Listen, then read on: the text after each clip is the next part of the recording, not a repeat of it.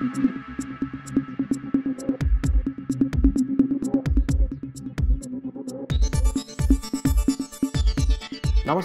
हाकरा news को आपण मानकु स्वागत। गेल करने बाहाना 4 मासर शिशुपुत्र को चोरी करनेला संपर्किया माउसी।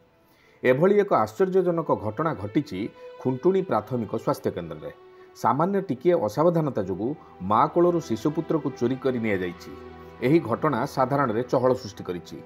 गत बुधवार दिन भोगरा अंचलर कामिनी देउरी नामक जन एक महिला निजर 4 मासर शिशुपुत्र को खुंटुणी प्राथमिक स्वास्थ्य केन्द्र को स्वास्थ्य परीक्षा करने को आसीथिबा बेले तांकर जने संपर्किया माउसी तांकु देखाई जाइथिले।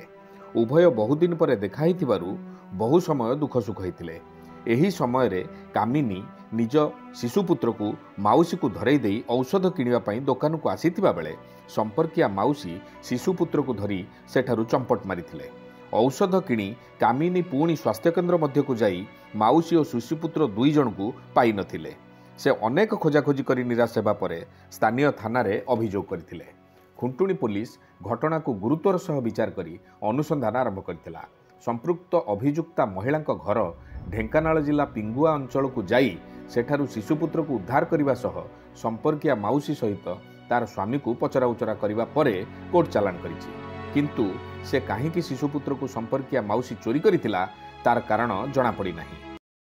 कटक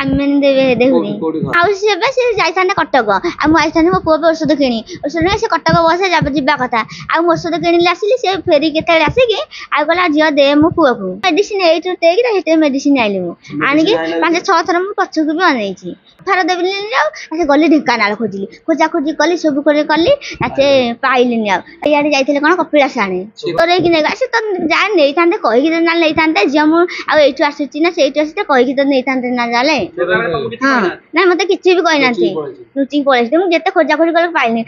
हाँ फोन कली सारे फोन भी सुइच ऑफ कर दे। हाँ भल अच्छी। आज खबर एतिकी। नमस्कार।